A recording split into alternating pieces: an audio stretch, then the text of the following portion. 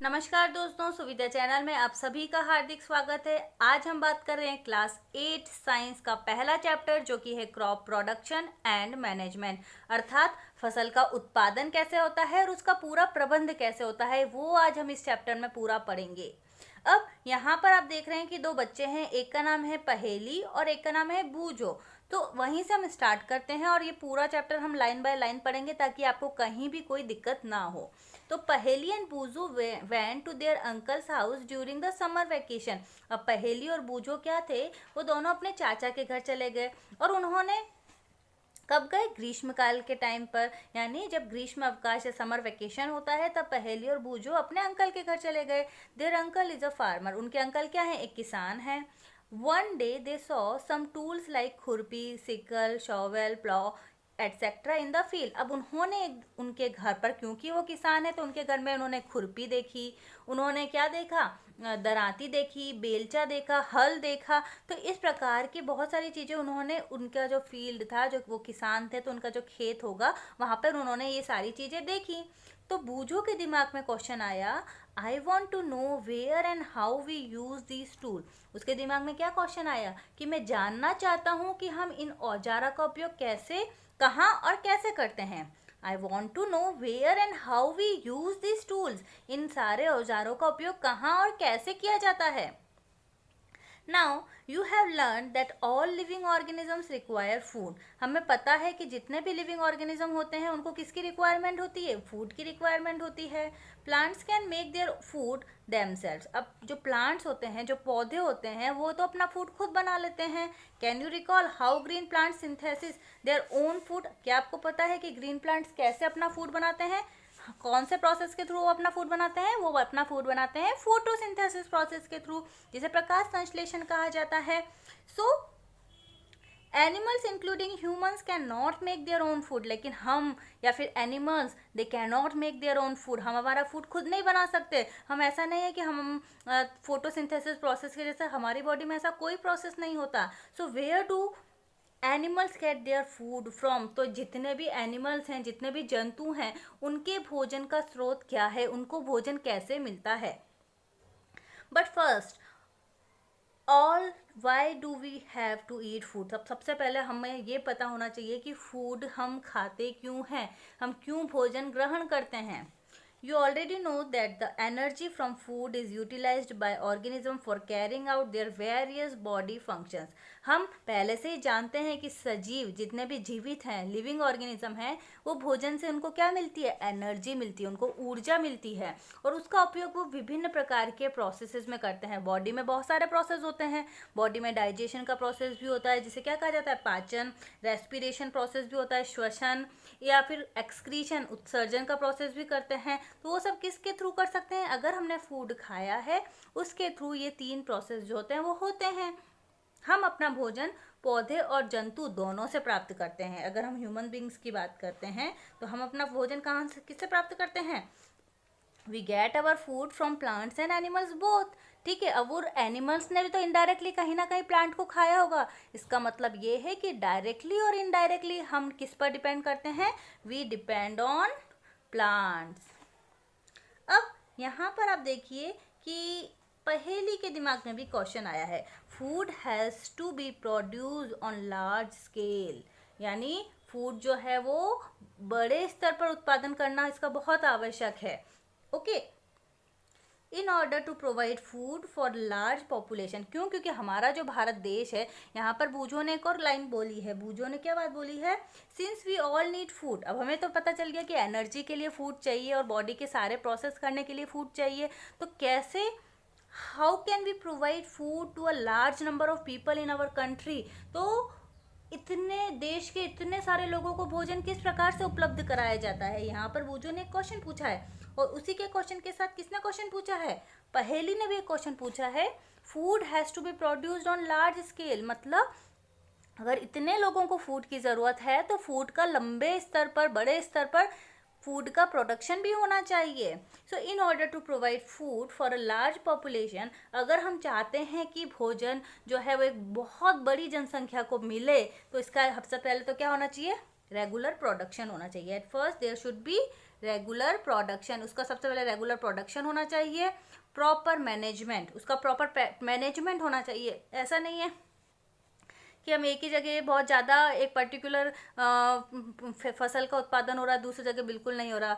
तो इसका proper management होना चाहिए और डिस्ट्रीब्यूशन भी क्या होना चाहिए, इसका प्रॉपर होना चाहिए। डिस्ट्रीब्यूशन यानी वितरण की जो प्रोसेस है वो भी उचित प्रोसेस के थ्रू ही होनी चाहिए, तभी इतनी बड़ी जनसंख्या को फूड मिल सकेगा।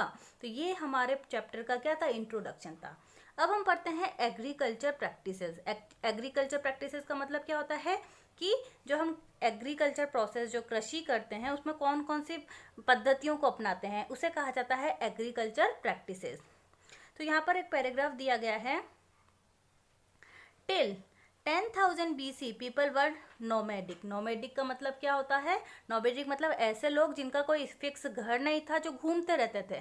ठीक है, कभी इधर चले गए, फिर आगे चले गए, फिर और आगे चले गए, यानी थोड़े थोड़े दिनों में अपने घर चेंज करते रहते थे। तो 10,000 BC के टाइम, ईसा पूर्व तक मनुष्य क्या थे, वो घुमंतु थे, वो एक जगह पे नहीं टिकते थे। They were wandering in groups from place to place in search of food and shelter. वो अपने फूड के लिए या फिर रहने के लिए वो जगह जगह पे घूमते रहते थे समूह में।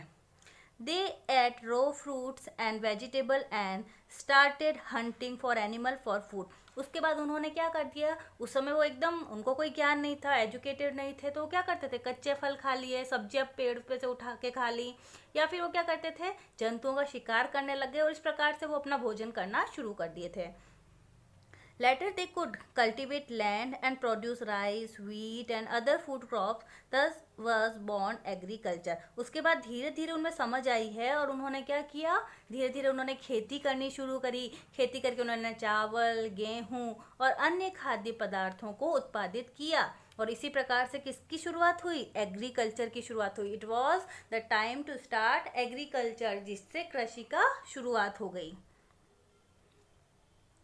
Now when plants of the same kind are grown and cultivate at one place on a large scale is called crop. अब हम बार बार बात कर रहे हैं कि किसी फील्ड पर क्रॉप को उगाया जाता है, तो क्रॉप क्या है, क्रॉप मतलब जब एक ही किस्म के पौधे को किसी एक ही फील्ड पर या किसी स्थान पर बड़े पैमाने पर उगाया जाता है तो उसे क्रॉप कहा जाता है। यानी एक ही टाइप का प्लांट है, when plant of the same kind are grown and cultivated, उसको ग्रो किया जाता है और उसका क्या किया जाता है, कल्टिवेशन भी किया जाता है, तो उसे क्या कहा जाता है, फसल कहा जाता है, क्रॉप कहा जाता है। For example, crop of wheat means that all the plant grown in the field are that of wheat. अब हम बात कर रहे हैं व्हीट की क्रॉप की, तो क्रॉप ऑफ व्हीट मतलब क्या होगा कि एक बड़े से एरिया में, बड़े से खेत में जितने भी वो एरिया है उसमें कौन सी फसल को उगाया जाएगा, सिर्फ चावल की फसल को ही उगाया जाएगा, सिर्फ राइस की फसल को ही उगाया जाएगा, सॉरी व्हीट की फसल को ही उगाया जाएगा। अगर राइस का खेत है तो उस पूरे एरिया में सिर्फ चावल का ही उत्पादन किया जाएगा। You already know that crop are different type like cereals, vegetables and fruits. अब हमें पता है कि अब हम आज की बात करते हैं, हम ऑलरेडी जानते हैं कि फसल भी अलग अलग प्रकार की होती है, ठीक है, और कुछ अन्न के फॉर्म में होती है, कुछ सब्जी की फॉर्म में होती है, कुछ क्या कहते हैं हम, फ्रूट्स की फॉर्म में होती है। तो विभिन्न प्रकार की फसलों को हम उगाते हैं। These can be classified on the basis of the season in which they grow. अब इनको क्लासीफाई कर सकते हैं हम, अलग अलग पार्ट में डिवाइड कर सकते हैं। किस आधार पर कर सकते हैं, जिस मौसम में इनको उगाया जाता है, यानी मौसम में जिसमें ये उगाई जा रही हैं उसके आधार पर हम फसलों का वर्गीकरण कर सकते हैं। India is a vast country. India एक बहुत ही बड़ा कंट्री है। The climate conditions like temperature, humidity, rainfall vary from one region to another. अब भारत एक बहुत बड़ा कंट्री है और यहाँ पे तापमान, यहाँ की ह्यूमिडिटी यानी आर्द्रता, यहाँ पर वर्षा, तो ये सारी परिस्थितियाँ क्या होती हैं, अलग अलग जगह में अलग अलग होती हैं। अगर आप साउथ में चले जाओगे और नॉर्थ को देखेंगे तो वहाँ की क्लाइमेट कंडीशन सेम नहीं होंगी। अगर हम वेस्ट और ईस्ट की बात करते हैं तो वहाँ की भी क्लाइमेट कंडीशन सेम नहीं होंगी। तो यानी कहने का मतलब ये है कि अलग अलग भागों में अलग अलग प्रकार के मौसम होते हैं। Now According to there is a rich variety of crop grown in different part of the country. तो इसी के आधार पर क्या होता है कि देश के विभिन्न भागों में अलग अलग प्रकार की फसलें उगाई जाती है। क्यों? क्योंकि वहाँ का टेम्परेचर अलग है, वहाँ का ह्यूमिडिटी अलग है, वहाँ पर रेनफॉल अलग होती है। तो इस कारण अलग अलग क्षेत्रों में अलग अलग टाइप की क्रॉप्स को ग्रो किया जाता है। इस आधार पर क्रॉप को कितने भागों में बांटा गया है? क्रॉप्स को बांटा गया है 2 भागों में, खरीफ क्रॉप एंड रबी क्रॉप। आप एसएस में जायद क्रॉप के बारे में भी पढ़ेंगे, लेकिन अभी आपको साइंस में सिर्फ 2 ही क्रॉप के बारे में पढ़ना है। पहला होगा खरीफ और दूसरा होगा रबी। अब खरीफ की फसलें क्या होती हैं? The crop which are sown in rainy season are called as kharif crop. सबसे इंपॉर्टेंट बात, ऐसी क्रॉप, ऐसी फसल जिसे वर्षा ऋतु में बोया जाए, ठीक है, जिसको सोन टाइम क्या होता है? रेनी सीजन, जिसको बारिश के टाइम में बोया जाता है, वो खरीफ क्रॉप होती है। The rainy season in India is generally from June to September. तो ये टाइम जो होता है वो खरीफ की फसल के लिए बेहतर होता है। और इसके एग्जाम्पल बहुत इंपॉर्टेंट है, आपको याद होने चाहिए। Paddy, maize, soybean, groundnut, cotton, all are the example of kharif crop. अब हम बात करते हैं रबी क्रॉप की। Rabi crop, the crops grown in the winter season are called rabi crops. Rabi crops कब बोई जाती हैं? विंटर सीजन में। और खरीफ क्रॉप कब बोई जाती हैं? रेनी सीजन में। तो रबी क्रॉप हमेशा सर्दियों में बोई जाती हैं और उसका टाइम पीरियड क्या होगा? अक्टूबर से लेकर मार्च तक। अब इसके एग्जाम्पल आपकी बुक में दिए हुए हैं, जैसे गेहूं यानी व्हीट मतलब ग्राम मतलब चना, पी मटर, मस्टर्ड यानी सरसों, और लिनसीड यानी अलसी। तो ये जो टाइप है हमने 2 पढ़ी, खरीफ क्रॉप और rabi crop. Beside these pulses and vegetables are grown during summer at many places. इसके अलावा क्या होता है, कई स्थानों पर कुछ दालें और सब्जियां भी ग्रीष्मकाल में उगाई जाती हैं। Okay, now we come to our main topic, then basic practices of crop production. इसका मतलब क्या है कि कौन कौन सी एक बेसिक प्रैक्टिस है फसल को उगाने की, आधारित फसल पद्धतियाँ। Why can paddy not be grown in the winter season? क्यों हम सर्दियों में धान को नहीं उगा सकते? ओके, पैडी मतलब जितने भी धान फसलें होती हैं उनको हम सर्दियों में क्यों नहीं उगा सकते? Paddy require a lot of water, ठीक है। अब रीज़न क्या है? क्यों? क्योंकि जैसे राइस हो गया, वो एक पैडी है, तो उनको बोने के लिए या उनका जब ग्रोइंग टाइम होता है उसके लिए बहुत सारे पानी की ज़रूरत होती है। सो अ लॉट ऑफ पानी अगर होगा, बहुत सारा पानी होगा, उस कंडीशन में वो ग्रो होगी। और वो सर्दियों में नहीं हो सकता, वो कब हो सकता है? रेनी सीजन में हो सकता है। तो आपको हर चीज़ का रीज़न पता होना चाहिए। Now cultivation of crop involved several activities undertaken by farmers over a period of time. अब फसल उगाने के लिए किसान जो है बहुत सारे काम करता है। ऐसा नहीं कि कुछ यूं ही फसलें उग जाती हैं, उसके लिए बहुत सारे कार्य करने पड़ते हैं और एक फिक्स अवधि में करने पड़ते हैं, एक फिक्स टाइम पीरियड में करना होता है, एक फिक्स प्रोसेस होता है उसका।